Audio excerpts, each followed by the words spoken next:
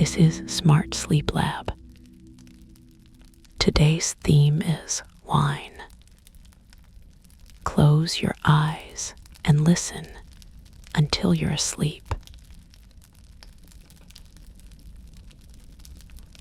An 8,000-year-old bond between humanity and wine.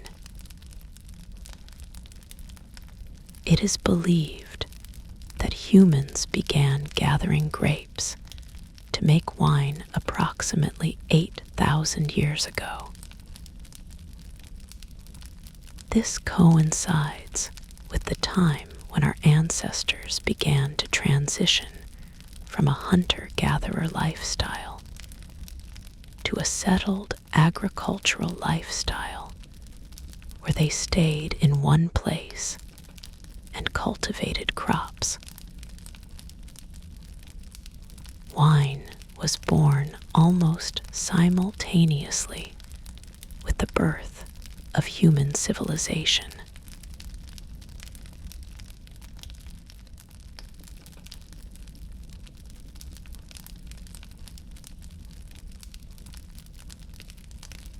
The surprisingly simple nature of wine.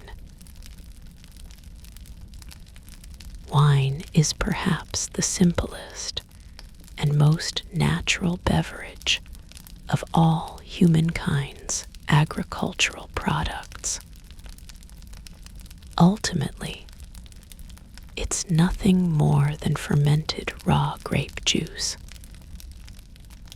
The fascinating thing about wine is that within its simplicity lies a complex, enigmatic, and almost magical allure.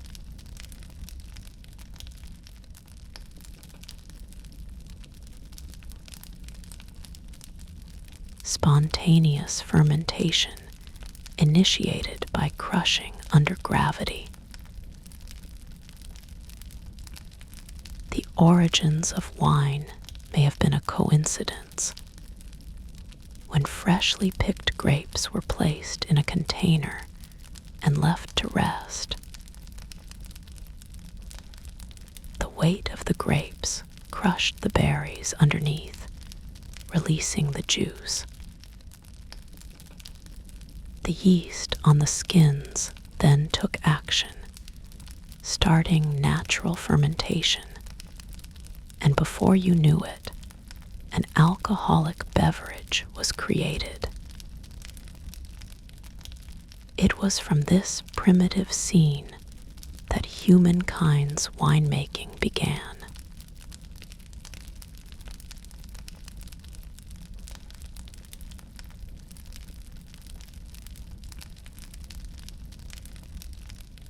The magic of wild yeast hiding on the skins. Invisible wild yeast clings to grape skins like a natural powder.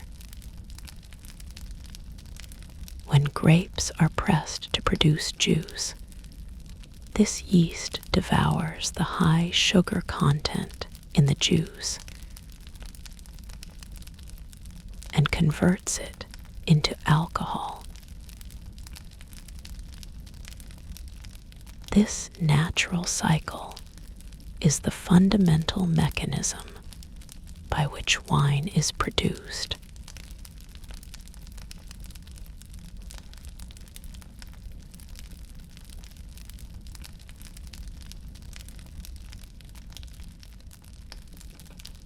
The secret to its incredible shelf life and aging. Although wine is simply a fermented beverage, if it is properly crafted and prepared, it can be stored for an astonishingly long period of time.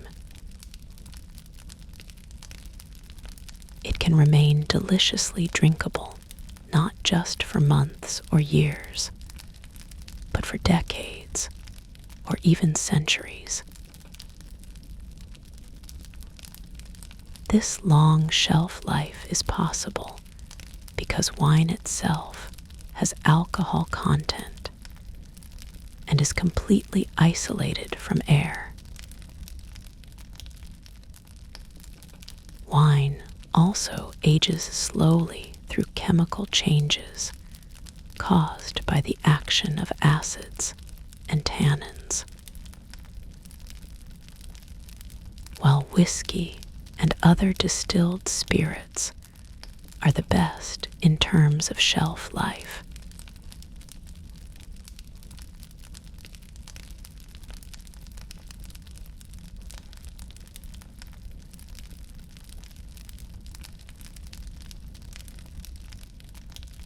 The Caucasus Mountains are the birthplace of grapes. The prevailing theory is that wine grapes first came from the southern foothills of the Caucasus Mountains, which form the border between Asia and Europe. From there, they quickly spread to Asia Minor and then to the Mediterranean region. Wine is now loved all over the world, but its roots can be traced back to the rich natural environment at the foot of these remote mountains.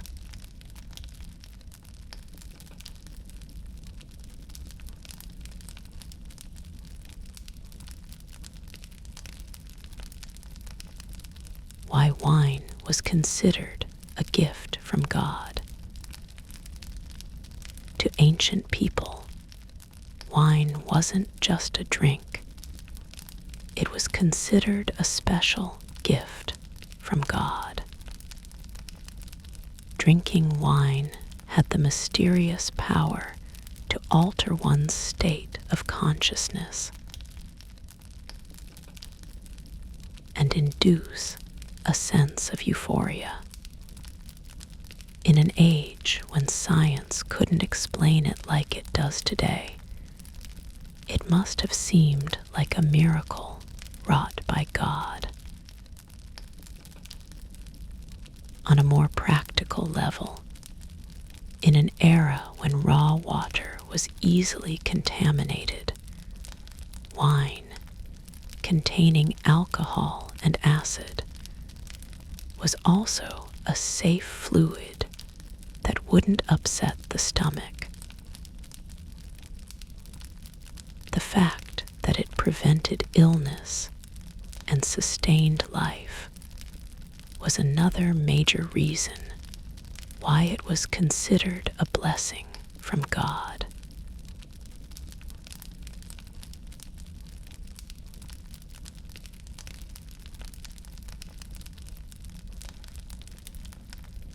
A once-a-year serious challenge. Grapes take years to grow and are ready for harvest, and once planted, they require constant, meticulous care. Even after a year of hard work in the vineyards, the harvest only comes once a year. The passion that goes into this one harvest makes wine a special, prized drink.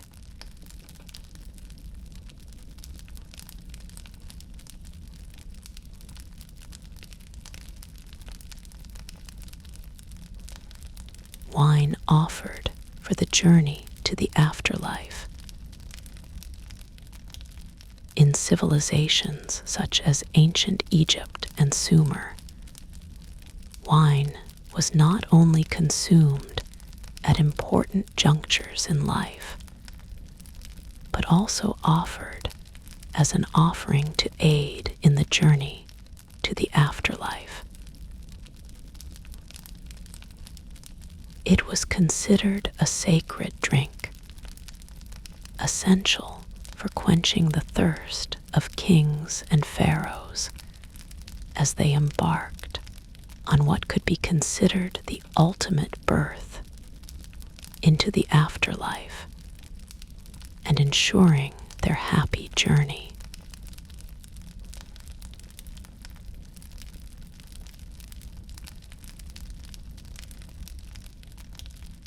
Vineyards spread with Christianity. Wine plays a vital role in Christian rituals, representing the blood of Jesus. On the eve of his crucifixion, Jesus Christ distributed bread and wine to his disciples, saying, "This cup is the new covenant established in my blood." Therefore, whenever Christianity spread to new lands, new vineyards were cultivated to secure the wine for daily mass. The spread of religion was a major driving force behind the establishment of wine culture around the world.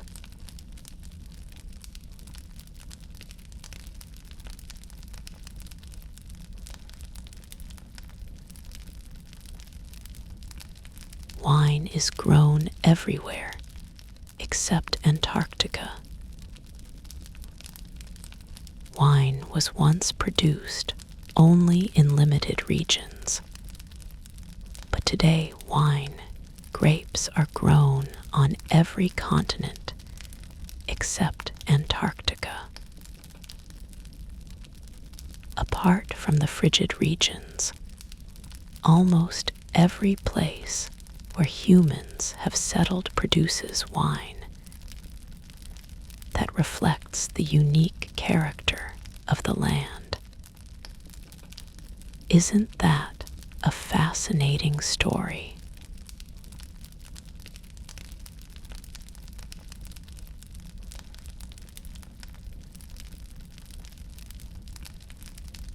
Wine that inspires the identity of a place. Grapevines have very deep roots, sometimes reaching more than 10 meters, reflecting the soil and mineral content of their land. Grapevines reflect the unique characteristics of their land so delicately that the same varietal can taste different just by planting it in adjacent vineyards.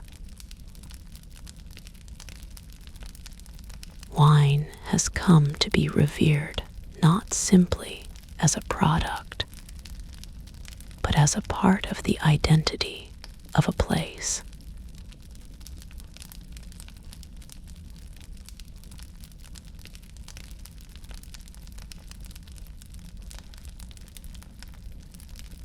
The first drunkard in the Bible.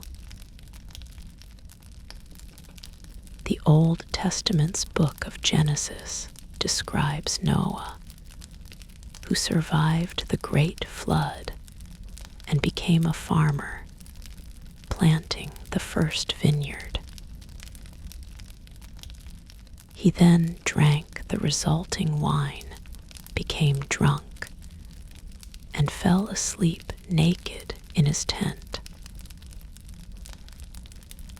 In the Bible, wine is portrayed as a magical drink that can make people happy, but also sometimes cause them to fail.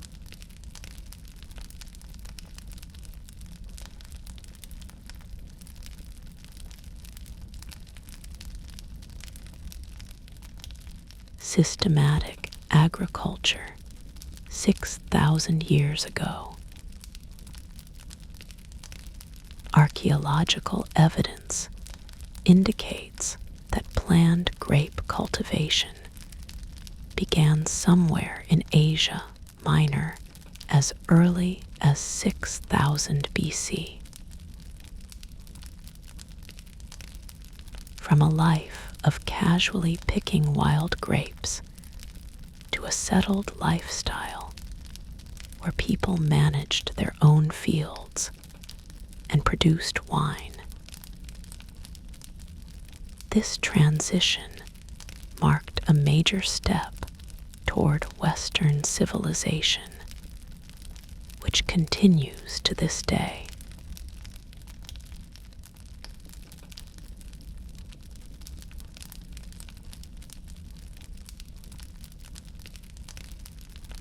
The development of pottery dramatically changed wine. It was the development of pottery that made mass production of wine possible. It is thought that in the early days of wine production, wooden barrels and leather bags were used, but wood rots easily and leather absorbs odors. The ability to make large ceramic containers from baked clay made it possible to prevent liquid leakage, and with a moderate thickness, to reduce the effects of outside air. It became possible to ferment large amounts of juice at once and store the resulting wine in small jars.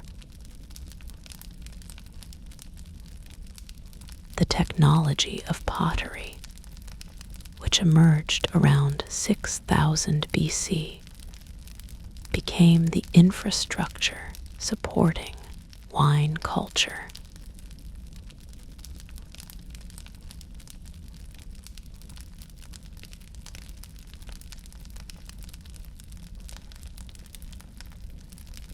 Ancient people refrigerated their wine by burying it underground.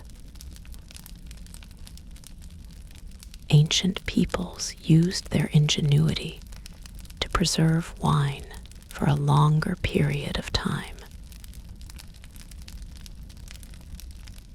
They would place finished wine in jars and bury them underground to cool it, or store it in caves where the temperature could be maintained. Thousands of years ago, people were already taking advantage of natural environments to create systems similar to what we now call wine cellars.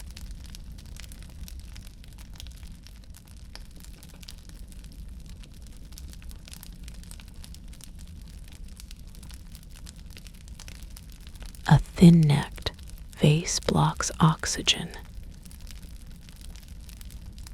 In ancient winemaking, oxygen was the biggest enemy. Too much exposure to air quickly causes wine to sour. Therefore, when earthenware began to be produced, the spout was narrowed to reduce the surface area exposed to air, and the shape was designed to allow for a tight stopper made of clay or wood. This ingenuity greatly contributed to maintaining the quality of wine.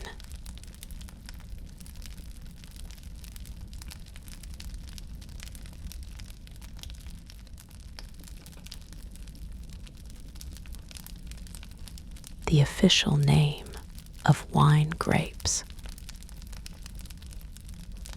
Most grapes used in winemaking around the world have the scientific name Vitis vinifera, which literally translates to winemaking grapes.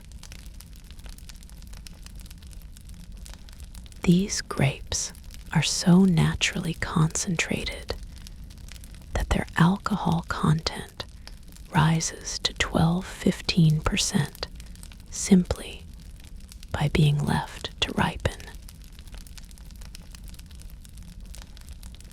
Because they retain their acidity even when fully ripe, they do not spoil after being made into alcohol and can be aged for a long time.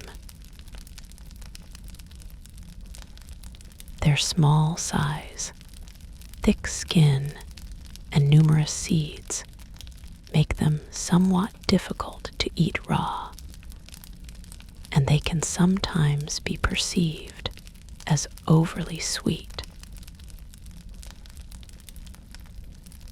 They are therefore unsuitable for consumption.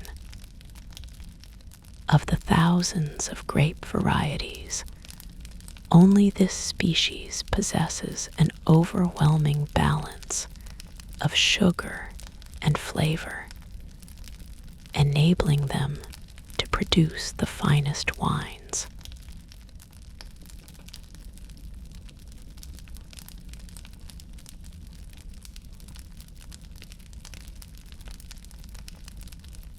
Wild grapes have gender. The cultivated grapes we normally see are monoecious, meaning that each flower has both stamens and pistils.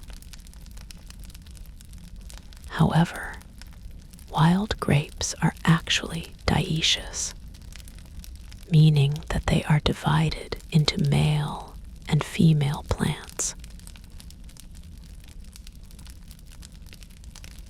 Over thousands of years, our ancestors selected varieties that were more likely to bear fruit, resulting in the prolific grapes we have today.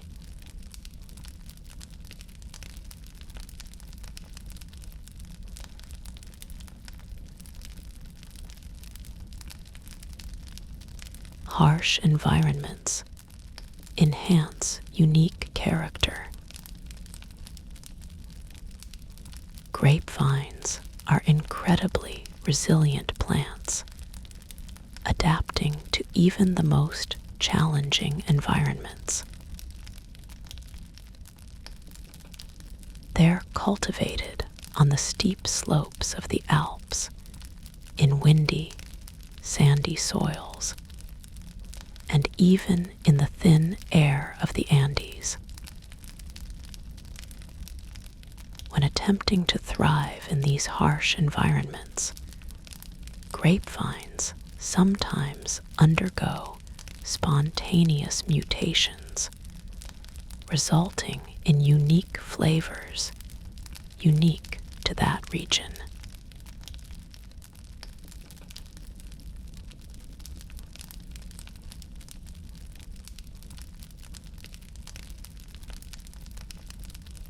The name Grape Country, given to the Americas. Around the year 1000, Leif Erikson, the first European to land on North America, named the land Vinland, or Grape Country. He so named it because of the abundance of wild grapes there. Without this discovery, the history of modern American wine might have been very different.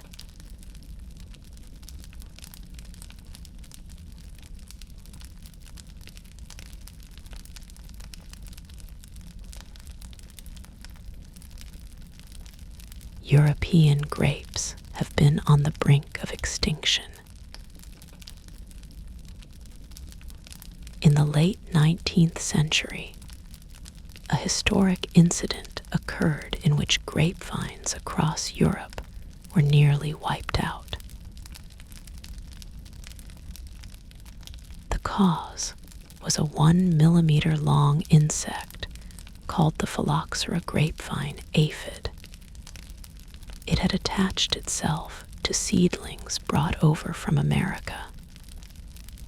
This insect parasitized the roots of grapevines, sucking their sap and causing them to rot.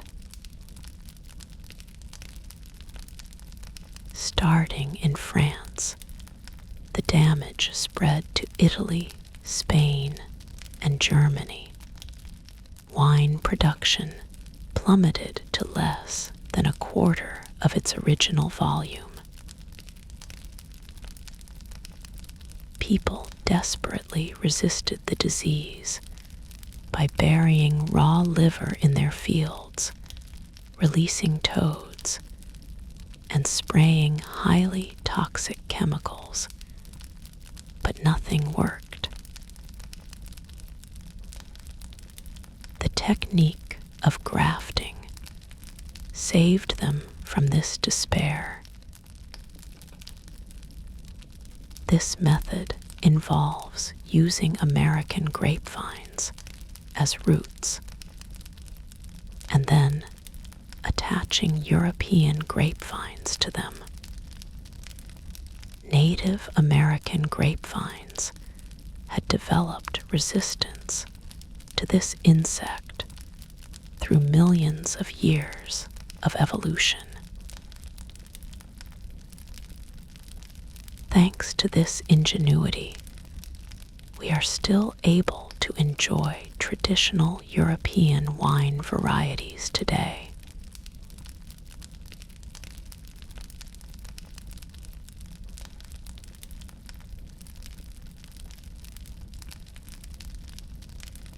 The ineffable concept of terroir. The word terroir lies at the heart of French winemaking. It doesn't simply refer to soil. It encompasses all the environmental factors that determine a wine's unique character, including topography, climate, local history, and even human wisdom. It respects the flavors that can only be born in a particular place. One of the most important teachings in the wine world. What's fascinating about wine is that even if the same Cabernet Sauvignon vines are planted in France, they will have a French flavor, while if they're grown in Chile, they will have a Chilean flavor. Wine lovers describe this as wine speaks for terroir. Unlike industrial products, which can't be replicated anywhere, the word terroir embodies the value of a one-of-a-kind experience that can only be achieved in a particular place and in a particular year.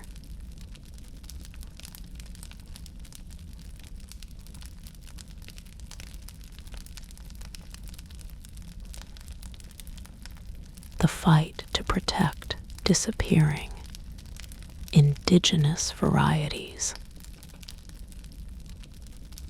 In recent years, the planting of world-famous varieties like Cabernet Sauvignon has led to a decline in rare indigenous varieties.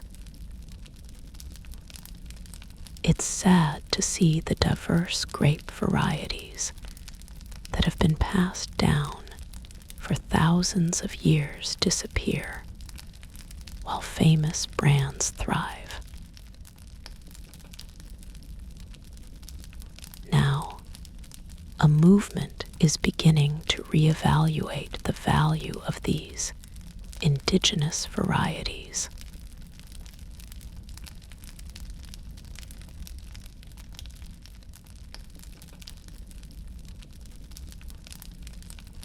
Pottery reveals the wine that once existed there.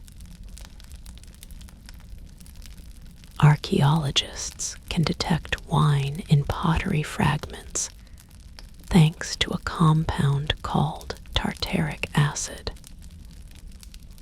This substance, found in sour fruits like grapes, can remain in pottery even after thousands of years. When it's discovered, it provides irrefutable evidence that the jar once contained wine, helping to convey ancient food culture to the present day.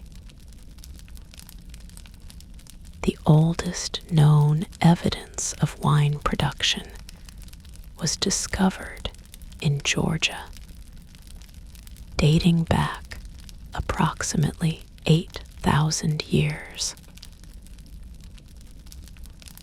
Chemical analysis of excavated pottery fragments, the prototype of a Cuvier detected tartaric acid, a component unique to wine, as well as substances that indicate aging.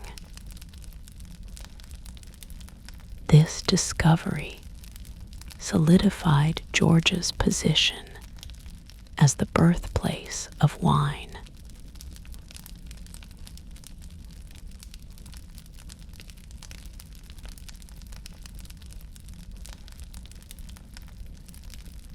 Did ancient wines have a tree resin aroma? Tree resin was often added to ancient wines as a preservative or to mask unpleasant flavors. As a result, the wine people drank back then is thought to have been completely different from modern wines, with a strong, distinctive forest-like aroma. Even today, a wine called Resin that continues this tradition is enjoyed in some parts of Greece.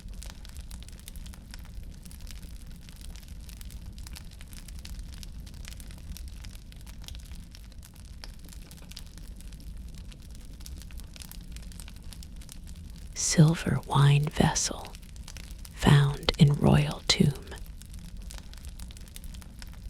A silver-plated wine vessel dating back to around 3000 BC has been found in an ancient tomb in southern Georgia. It was presented to royalty and aristocrats of the time so they could enjoy wine in the afterlife. Heaven without wine was unimaginable. These lavish grave goods convey the earnest desire of these ancient people.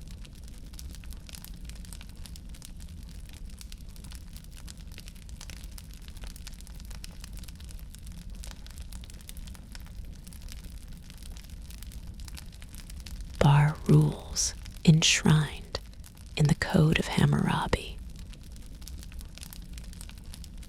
The Code of Hammurabi, one of the world's oldest legal codes, already contains strict penalties for drinking establishments.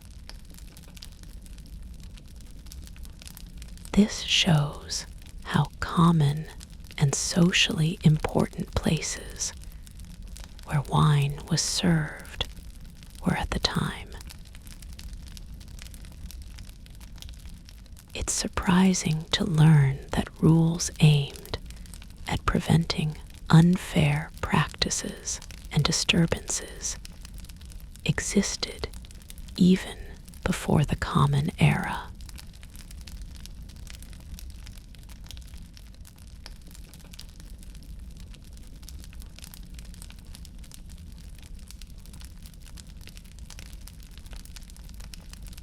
vintage labels favored by Tutankhamun.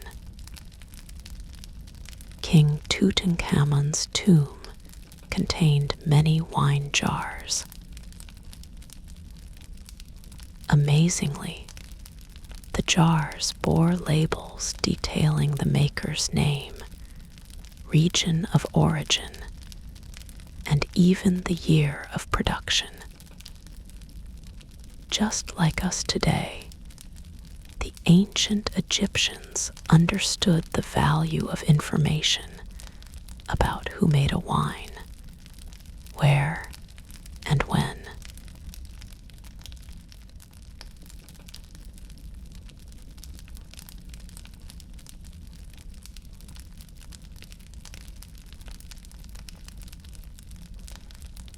The common belief that older wine is more valuable.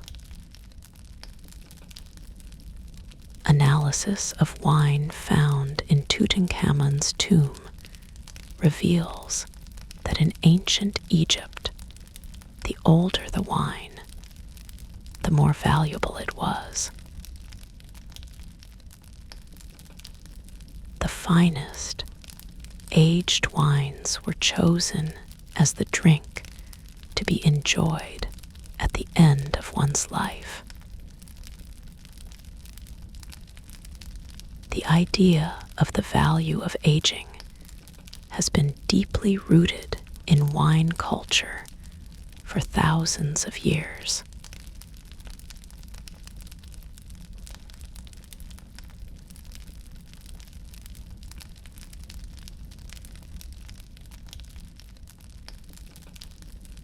Traveling grapes take root simply by sticking a branch in the ground. Grapes are incredibly prolific, easily taking root simply by sticking a cutting in the ground. This characteristic allowed grapes to spread rapidly around the world through the hands of ancient merchants and travelers. When people traveled, wine saplings were always a valuable part of their luggage, transporting them across borders.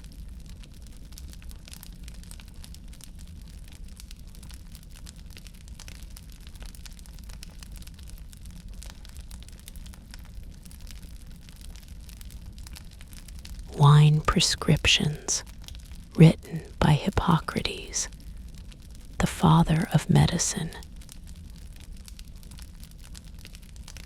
Hippocrates of ancient Greece, known as the father of medicine, believed wine to be a cure-all. He wrote detailed prescriptions detailing which wines were effective for which illnesses, and even established specific standards for the temperature at which wine should be consumed. He also used wine to clean wounds, much like modern-day disinfectants. He knew from experience that the alcohol and acid in wine were effective at killing bacteria. Wine was not just a luxury item, but also a life-saving medicine.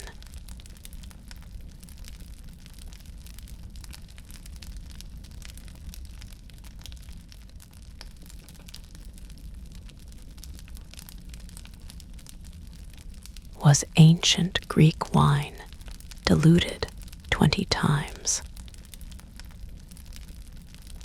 The epic poem, The Odyssey, contains the astonishing passage that, when drinking a rich red wine, 1 glass of wine was diluted with 20 glasses of water. This shows how fragrant and concentrated the drink was. While it may seem watery to modern sensibilities, for people of that time, the aroma that rose from this diluted state was a supreme pleasure.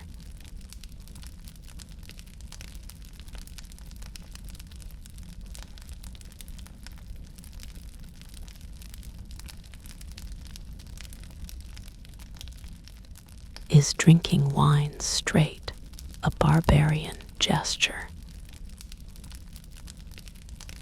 In ancient Greece, it was rare to drink wine undiluted. It was generally diluted with water, seawater, or honey. Drinking wine straight was sometimes considered bad manners, or even a barbaric act lacking self-control. Sophisticated citizens enjoyed a glass of wine that was blended in exquisite proportions.